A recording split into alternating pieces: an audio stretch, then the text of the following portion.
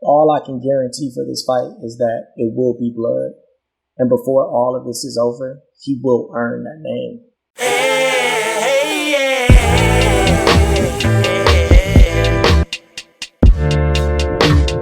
Julien Virgin.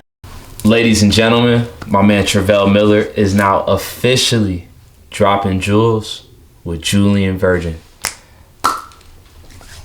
Travell, now how you doing? But how you living? Well, I'm feeling pretty damn good, I will say. Everything's just going in my way. Everything's lining up. Just like I was telling my family, like, no matter how this fight goes, every, hardship I've ever been through in my life, every trial, every tribulation, I finally understand what it was for. Like, it was building me to be this person that I am now. Indeed. You said going to this fight, you're fighting Baggio Ali Walsh coming up at the PFL's second show here in Atlanta for this season. The only amateur fight that's going to be on this main card. It's a big position, man. What's up? It honestly just happened. The whole thing with the card, it honestly just happened to be something that just happened to work out in my favor. Like, they thought they could find an easy, snack, for the boy, and I just happened to be, the one, not the two. So I'm gonna capitalize on this mistake and, hopefully start getting some stuff going for me and my family. Indeed, man. So I'm interested in how this fight came about. Like, when did you get the call? Where were you? And just explain that to me. Well, I was just leaving the gym, and I seen somebody hit me up on Instagram saying that they had a fight opportunity for me, and I get messages like that all the time, that and crazy messages on Instagram all the time. Give me $10, I'll give you $5,000, and I told him just talk to my manager because I just recently got just signed my judo instructor as my manager, Josh White. So I just gave them their contact info, Josh's contact information, and Josh called me back and was like, "Do you know who that is? They want you know what's going on." I'm like, I never heard of the PFL. I didn't want to say it because just how it's empty was. I'm like, I never heard of it, to be honest. Like I fight nationally. I know the NFC, and for by extension UFC, but. I just, I don't even watch like basketball, football. I'm just not a big sports person, so I only care about the sports I'm in. Yes. So when I heard, I'm like, that's awesome. Okay, and they paying some money too. Well, let's do it. I don't give a damn who it is. So I didn't know who it was for the longest. And then one day, one of my my gym bros was just like, it's crazy. You're fighting, Muhammad Ali's grandson. I'm like, yeah, shut the hell up, nigga. I ain't fighting. He's like, for real, it's Muhammad Ali's grandson. I'm like, stop playing. So everyone's in the locker room looking it up. We're all like schoolgirls, like, and they're like, yeah, that's him. Yeah, that's him. I'm like, oh, shit, I don't give a damn shit. Either way, I'm about to get this bag then. That's what's going on. ESPN. Then it's a capitalized fight. And then it's about to go my way. Like, I'm walking on sunshine right now. I don't know what to do. Indeed. Again, ladies and gentlemen, Travell Miller, Detroit-made Miller, joining me here, dropping jewels with Julien Virgin. Now, Travell, you say this just came about, but why do you think they called you? Because I put on a show. I'm ranked number 3 in the state. There are a lot of cards that are going on already, so I think a lot of other people maybe were already booked. So it could have trickled down by default. It could have just, they wanted somebody that they know has been through it a lot and is going to, go through the motions, and kind of already have an idea what they're going through. I read some of the comments that, they have about, Ali Walsh. They say that the PFL just grabs people off of the street. So I know they're trying to actually up the competition for him and stuff like that. So it was just like a no-brainer. The dude Diego who offered me the fight said he saw me fight recently. It was a great show. He loved it. And so I'm about to go step on him. Massive platform. The Professional Fighting League, they have a deal with ESPN. I was just there at their last show, man. The type of production that this is definitely next level. It's a step above our local promotion with respect to the local promotion. Now that you're having this opportunity to step in here, how has it been just dealing with them throughout the week? I see you're in a hotel, doing the photo shoots and everything. Explain that process to me. It's really nice. I'm not gonna lie. Most fight camps when you're fighting amateur, you gotta come out of pocket for a lot of stuff. You're pushing yourself. They're pushing me, for me, and it would just be nice to be able to do something like this all the time, so that way, I could afford to just train and be able to do, photo shoots and stuff like this. If this was just, a regular amateur fight, you got to come out of pocket for stuff like this. I asked dude, how much would he charge me for this type of photo shoot if I wasn't fighting for the PFL? He told me like $1,500 to $2,000. I'm like, what? That's crazy. Like, who do you think you are, Chelsea Clinton, boy? $1,500 to $2,000? Who you taking pictures of? But it's just great. I love it, and I'm glad to be getting this experience. Indeed, man. You're getting this experience, and you just mentioned how you wish you could do this all the time. As an amateur fighter, what does Travell Miller do outside of fighting in order to provide? I train people on the side. I do security at different bars all over Atlanta. And I work, who's also one of my sponsors, is a construction company, CPM. They've sponsored me, Complete Property Maintenance Company. They've been my biggest supporter. One of the owner of the company is actually one of my judo brothers. So it just works out. Everything's falling into place for me. Indeed, you're making a lot of sacrifices in order to pursue your dreams. Yes. Why? Because this is all I want to do. And the things that I want, the way that I want to live my life, and the symbol that I want to be, like, don't get it wrong, I don't want to just be some knucklehead who just fights his whole life and get a check. This is just how I want to be known, to get my millions. And then I'll go from there and start helping my people in other ways. Shelter, outreach programs. There's a lot of things that I would love to do, not just in Detroit because I'm from there, but also here in Atlanta because, like I said, Atlanta is a big reason of who I am here. Like, I would be nothing without the NFC. Like, they gave me the platform which I fought on to get recognized by the PFL. That's real talk, man. You talk about your Detroit roots. You got 7 Mile literally in your head. You got the 313 in your head right now, bruh. Where does the pride for your hometown come from? Okay. I gotta answer that with a question. I know that's not proper in the interview. Where you from? I'm from here. This is my hometown.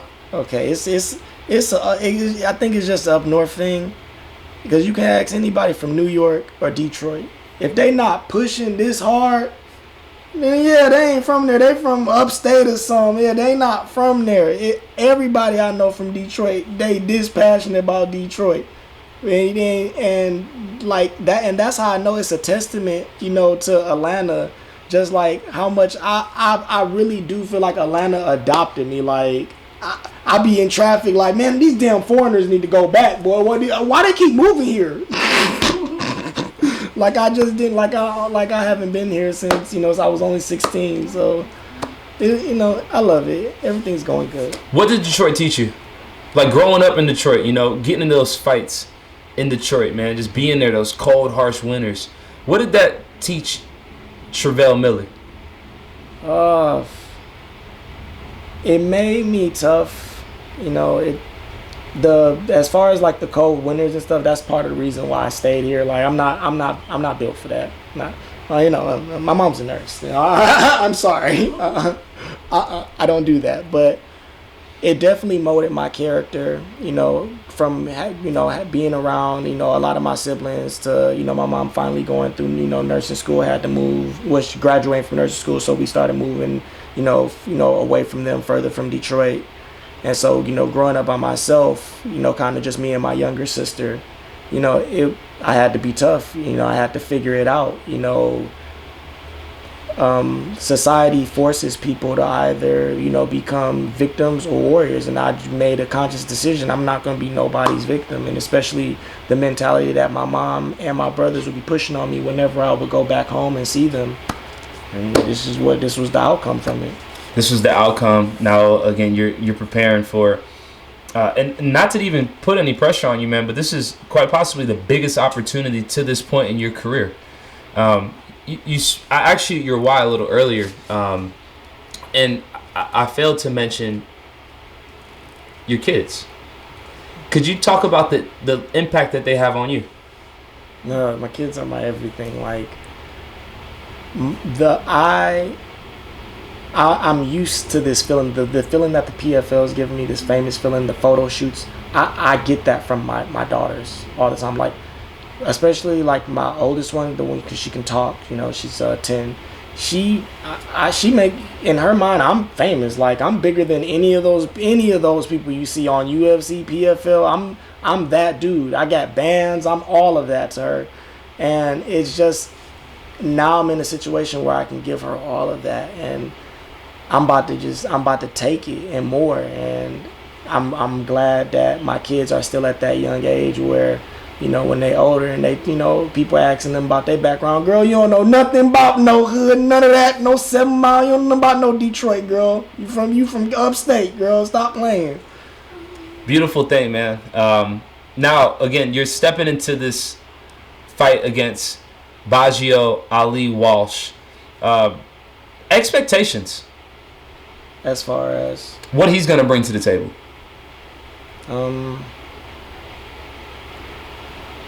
I've watched a couple of his fights. I'm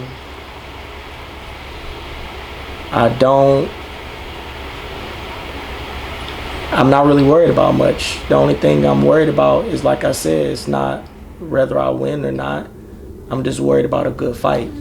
Like, that's like my main thing. Like, I know what to expect if that's what you're asking. Like, some fast punches might be a little hard. We'll see who hits harder, but other than that, I truly clear my mind. I'm not worried about the win or the lose. I'm worried about the now. Like, I live for this.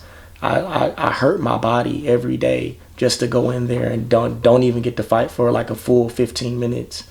Like, sometimes it's not even 5 minutes. So I savor that. I try to enjoy every second of it, from the time like that song starts playing to the time they're telling me to get out of the cage and I'll go your next fight. As I'm listening to you speak, it just warrants the question in my head, man. Like, you said you can either be a warrior or a victim. You're definitely a warrior, and I know a lot of people don't have the courage to just make the walk into the cage, man. Could you just tell me about what is inside your head to drive you to do a sport that most people would never even think about doing?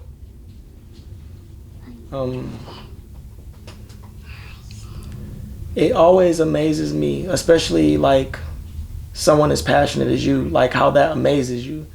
Like, you started off with a $10 microphone and you was passionate enough and you went around doing what you had to do. Like, it's the same thing. It's that love that I got of you. You was good at talking to people. So you did whatever even if it was on a child level until it got to the big boy level, you did whatever you had to do to start going towards it. And it's the same thing with me. Like, fighting, it's not the only thing that I'm good at. It's just, I just love doing it. And at first I thought, because of my reasons for being so good at fighting, naturally were, because, being bullied. So I thought it was tainted.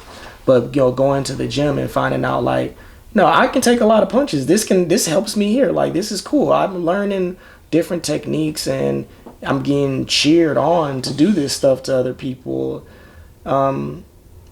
It just really made me want to do whatever it takes to do this. And it doesn't matter. It's not about the winning or the losing. You know, people are always going to talk. It's about the actual journey of doing it. And even if you didn't go anywhere, never been on not one radio station, shit, I tried to start doing the interviews, but I tried. Shit, it didn't work out. But not knowing, that would kill you. Like, damn, just sitting at home and you ain't never tried to do nothing. I'm not gonna have no regrets. A couple years ago, we had a conversation. I think we were sitting in the same spot. Not the same physical spot, but I was sitting here, you were sitting next to me. And I asked you a question and you responded, and I just want to show my valor. And that was something that I never forgot. And it was like something that I've really never heard anybody use that word in a conversation with me, man. What does your valor mean to you? It's being brave. It's showing my grit. It's the reason why I get so mad when people keep asking me about Ali this. I don't give a damn. Like, even I value and I put on a pedestal my ancestors. My brother taught me this, what you're asking me. So, like, well, to answer your question, valor to me is being brave. And my brother, God rest his soul, long live mine, one of the only things he taught me is it's okay to be scared, because that's the only time you can be brave. And so anytime I feel scared or anything, I go out of my way to make sure I'm brave. And that's part of what you're seeing out there.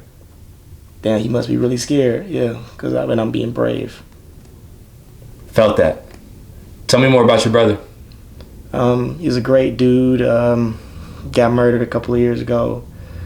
And I've just been doing it for him. Like, him and his kids. After he passed away, I started pushing my fighting a lot more harder. It was like a kick in the nuts because it happened like a week or a week and a half before my first fight with Alex Caruso for the NFC. And it really just molded me. At first I thought for the worst, but it gave me that drive. Like, starting off doing this, my mom told me we don't have everything that everyone else has to their advantage. So if you really are going to be big at it, you can do it for fun. I'll still love you. It doesn't matter.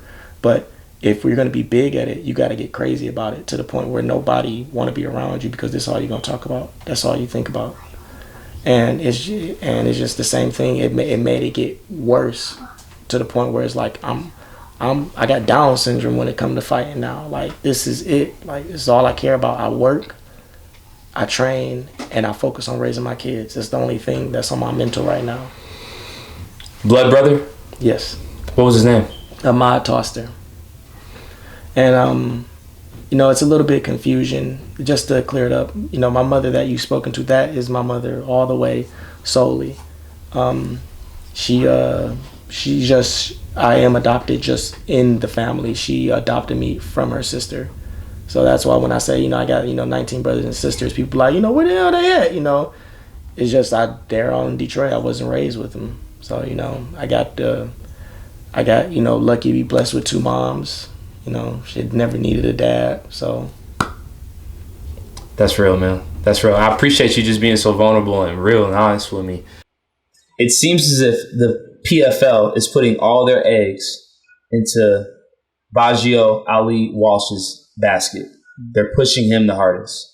They made him available for media day. They did the video over him. How does that make you feel? I've been the underdog my whole life. I love it, and I'm used to it. And I can't guarantee, what everyone, wants me to do, because it's not in me to worry about that. All I can guarantee for this fight is that it will be blood. And before all of this is over, he will earn that name. Final thoughts, Travell Miller. What do you want to leave me here with? Forever I love Atlanta. Detroit, 7 Mile, we coming. We in it. We here. We getting it. We about to get this check. PFL, I appreciate the opportunity. I'm nobody's food. Thank you for the check. We up. Well, with that being said, Travell Miller, I appreciate you for taking some time out of your day to drop some jewels with Julien Virgin. Respect, my brother.